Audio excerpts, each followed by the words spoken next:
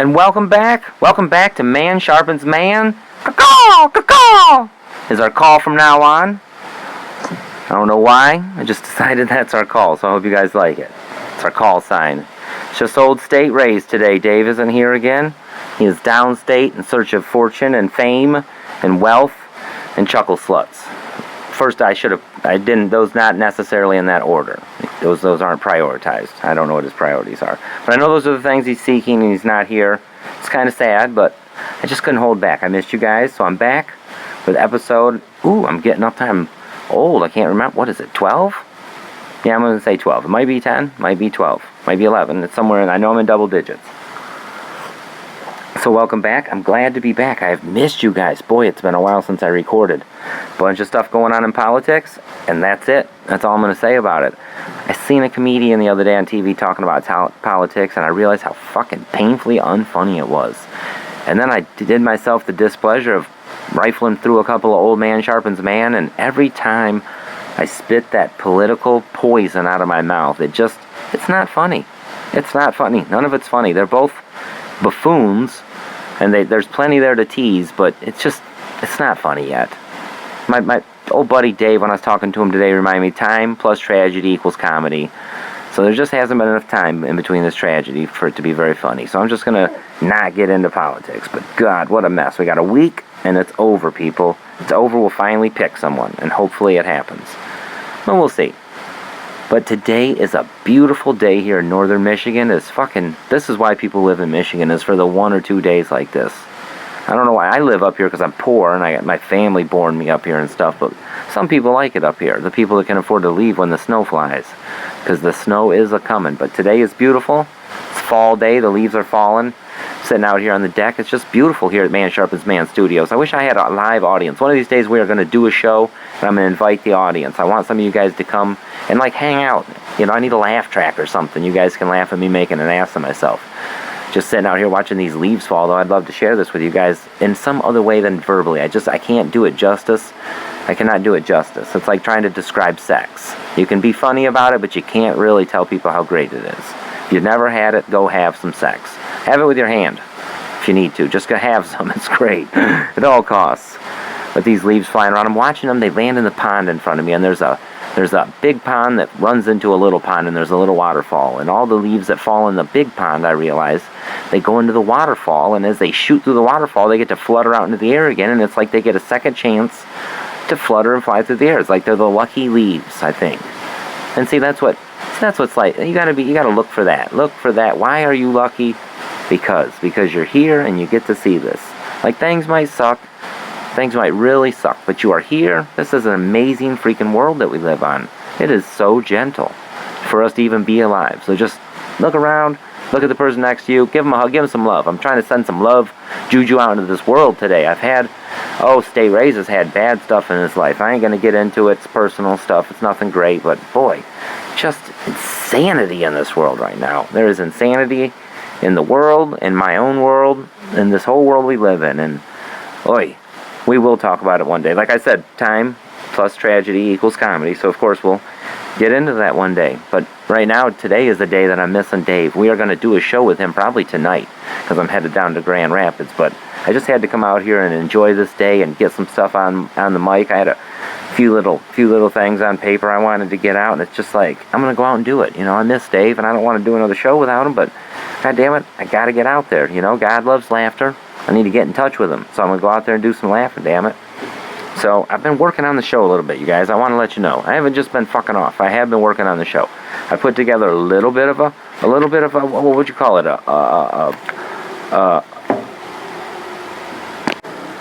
Format.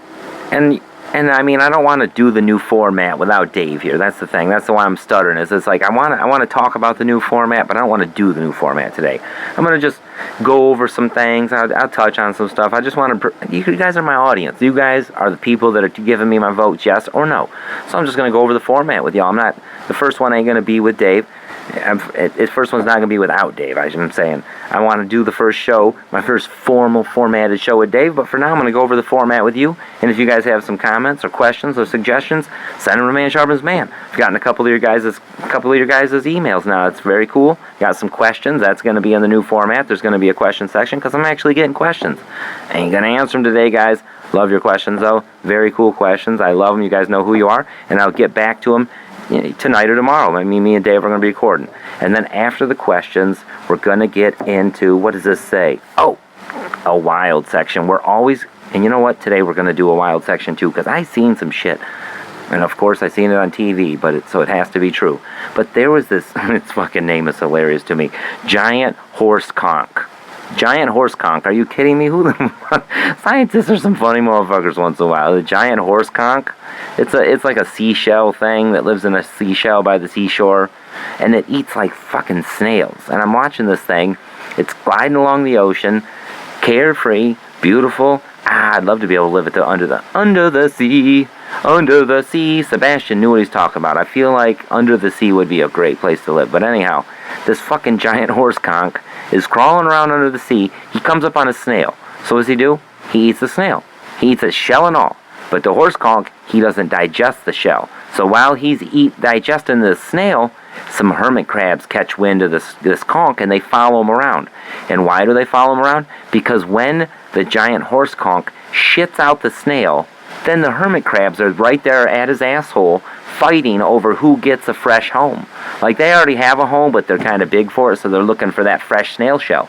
So as the conch is pushing it out, making that, passing his movement, one of the hermit crabs shoots a move and actually climbs up the horse conch, the giant horse conch. It makes it sound much more funnier if it's the giant horse conch, of course. The John Holmes conch, he climbs up it and gets in the shell before he even fully shits it out. So he already has his home while it's still partially in the horse conch's butt. And then the horse conch shits the snail shell out, and the hermit crab, he has a home. And he's thankful for it. And it's like, it gets back to like the thankful leaves. They get the little extra time, that one extra float. And I thought, boy, those leaves are lucky. And I bet you that hermit crab, he feels lucky right in that situation too. He just got himself a home from something's asshole. I mean, you cannot tell me the Earth's not an amazing place. If you are tuned into a depressed frequency right now, tune out and think about the motherfucking fact that there is a hermit crab somewhere getting him a home from something's asshole. Like, to scale that up, what if you had to get your home from something's butt? That would be great. I mean, we could probably build a house out of like cow patties or something. I'm sure there's some hippies done that. It smells like shit, I'm sure. You could build a house out of some kind of poop, but I wouldn't advise it. But I'm just saying, that's how bad life is for the hermit crab, and I bet he doesn't think that. I bet he thinks, you know what? This is the greatest shit shell. Ooh, that's hard to say, shit shell. This is the greatest shit shell a hermit crab could ever want for. He doesn't get all caught up in being sad. But I mean, and the reason we're going to have the wild section in the show, every week that we do Man Sharpens Man, we're going to have a section about animals, because I believe that we can learn from the animals. Like, if you don't believe that, you're wrong. You can learn from the animals, because the animals, like, that's what we are. We are animals, people. Like, I know you think you're just a human and all that, but you are not. Deep down in your core, you are an animal. And if at least once a day, if not more times a day, you just cut fucking loose and do some animal shit, you will live longer, you will live healthier, you will live better. Fuck like an animal. Run to the guy. Just cut loose and run to the goddamn mailbox for no fucking reason. Like your dog would. Just go shit in the yard. No, don't shit in the yard. Don't shit in the yard, especially if you live in town. Peeing outside, though, extremely liberating for men. Women, I know sometimes you piss on your shoe and stuff. That's why God loves men better, because we can pee. It is quite a blessing. But being a woman is also a blessing. We ain't going to get lost now. I'm just saying, if every fucking day you go outside and do something that an animal would do it in your house, just cut loose, fuck like a monkey, run like an ape, jump like a cheetah, do whatever you're going to do. That shit will make you live happier, and you'll feel better. That shit will release serotonin. That's what your body is designed to be, an animal, people. You are not designed to just like sit around and stare at a fucking phone. It ain't good for you. I mean, I enjoy it. You enjoy it. We enjoy it. We know. The internet is a fun place to be. It's where I'm at right now. I'm hoping you're staring at your phone right now listening to me. But when you're done, just set that motherfucker down and just go run a really fast circle in your yard for no reason like your dog does. You know why he does that? Because it makes him feel good. He's not exercising. He's just like celebrating the fact he's alive. And every day we need to celebrate the fact we're alive. So on Man Sharpens Man, we're going to have that section where we talk about wild shit. And then, what else are we going to do here? A little bit of current events. You guys know I can't help it. I have to talk about the news.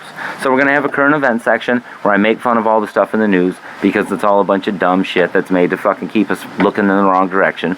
We all know that, but we like to look in the wrong direction sometimes. And then, what else are we going to do? Oh, I feel like we need to have a little bit of spirituality in the show. I'm not going to be a Bible thumper or nothing, but I would like to do like a joke of the day or something. Just something, because you know God has a sense of humor, but maybe some kind of joke of the day or something, some kind of spiritually infused joke, I feel like, or something. I might be out of line here, might be crazy, but that's kind of what I'm thinking about. And I don't know, I guess that's not that great of a format. But when me and Dave get together, we're going to talk and we're going to make it a better format. That's what I'm saying. It's a light format. It's not exactly a format, but it is a format. So I think I pretty much went over all of it. But let's see. Today is the first of the month. Yesterday was Halloween. I hope you guys had a great Halloween. Look, you know what? We're going to start today. I'm going to tell you a shitty Halloween joke. And I don't call it shitty because it's bad. Listen, a guy goes out partying for Devil's Night. He gets fucking obliterated. Goes up to his hotel room, passes out. Well, he shits the bed.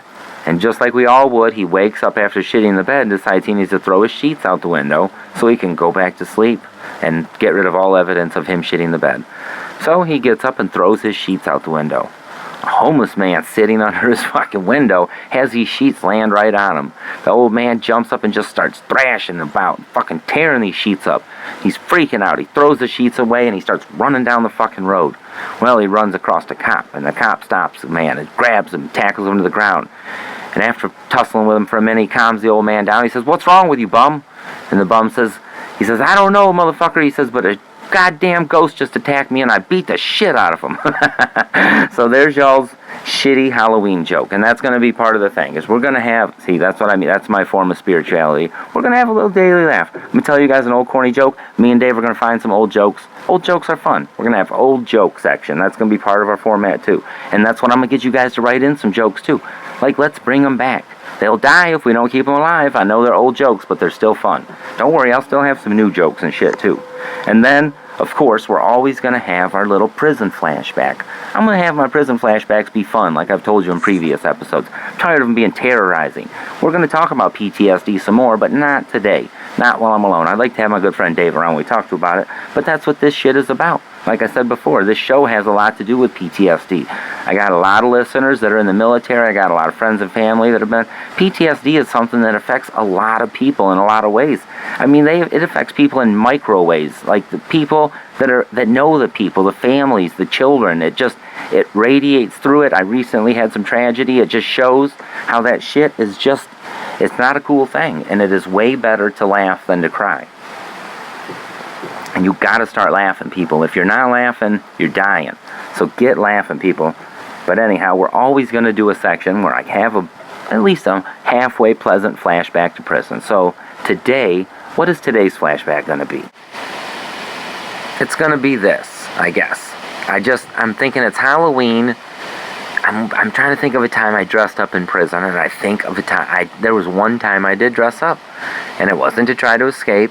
It wasn't to try to impress. I mean, I always dressed up for visits and stuff. I always wanted to look kind of clean for my mom. It's the only person that ever comes to see me. Dear old Ma. Thanks, Ma, for coming to see me all them years. But anyhow, the one time I dressed up in prison, to make a great story because it's around Halloween. I know it's after Halloween, but still, it's close enough. I'll tell you about the time I dressed up. I didn't dress up for Halloween.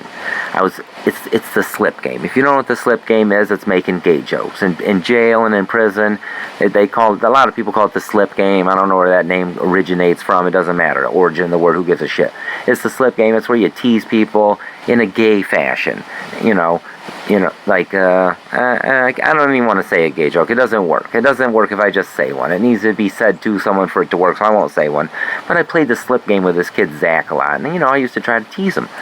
So one day I'm in the kitchen, and I'm talking to some guys, and I'm playing with my hairnet. And I know you guys know what a bouffant cap is, a hairnet, one of the, like a white, just one of the cheap little, lunch lady style white poofy hairnets. One of them. I'm wearing one of them. They make us all wear them in food service. Even if you're bald, you can be cue ball bald and you have to wear the friggin' hairnet. So stupid. Anyhow, I take my hairnet off because we're on break, and I start tearing and playing with it and shaping it, and I realize that I can make a pretty nice looking thong out of this hairnet. You know, the elastic part that goes around your head ends up being the waistband, and then you just kind of make a little thong. And because it's that white sheer material, it kind of looks sexy in a way. And I think, man, look, I have made a thong, and now I'm going to take this thong and I am going to put it in a gift, and I am going to go give it to Zach. I'm going to leave it on his bed. He's going to come home. He's going to be scared. He's going to think the proverbial Bubba has left him a gift. He's going to be fucking terrified. That's going to be great. It's going to be funny. I'm going to make him this thong. I'm showing it to everyone that I work with. They're all laughing. They think it's a great idea. They tell, oh yeah, hey, little John, do it. It's going to be fucking funny. So I'm looking at this thong. One of them says, "Oh, man, come on now. That's not you, little John. You need to fucking put it on. You need to put it on and go at him and chase him." And I said, "What? You are absolutely correct. You are absolutely correct, sir. I cannot believe I didn't think of that." So we come up with a plan. And I go back to the unit, and I go into the bathroom of the unit, and I hide in one of the bathroom stalls, and I put the thong on. I take all my clothes off, and I put the thong on, and oh my God, I'm a fucking knockout. I look amazing in this thong. Only to myself, I'm sure. But anyhow, it works perfect. I mean, it is the fucking grossest looking thing in the world. I look like a savage, like the freakiest savage in the entire world. And the way the prison was set up was you did not get to have toilet paper of your own. I mean, well, you did get to have toilet paper of your own, I'm saying, but you didn't have, you walk into a stall, there would not be toilet paper there. You had to BYOTP, bring your own toilet paper. And once a week, they would give you a roll. And that's it. You had a roll of toilet. Don't use that whole roll or you're screwed. And, you know, you'd be surprised, but a roll's about enough. But anyhow, I was in there, and we had to come up with a way to bait Zach in there. You know, he wasn't just going to walk in the bathroom, and I didn't want to stand in there waiting for him in my fucking thong. So, sent one of my buddies that helped me derive this plan to go tell Zach that I didn't have toilet paper. Because I knew this little asshole would come and try to tease me and taunt me about the fact that I didn't have toilet paper. It was the perfect ruse to get him to come in the bathroom. So I waited in the stall in my little homemade hairnet thong, and I had my homeboy go get Zach, and I just waited, and in the time I waited, a couple people that were not in on the gag came in and started brushing their teeth, because it was about that shut down for the nighttime, you know, and everyone comes in and gets cleaned up and then goes to bed, and it was about that time of the night. And anyhow, these guys were not in on the gag, but I didn't care. I was not going to let this mission be compromised. There was not going to be a soft or a hard compromise on this mission. I was going to follow it through to the objective. So my buddy went and told Zach that I didn't have toilet paper, and sure enough, that motherfucker came in. "Hey, bitch, hey, you need some toilet paper?" Taunting me, as I knew he would.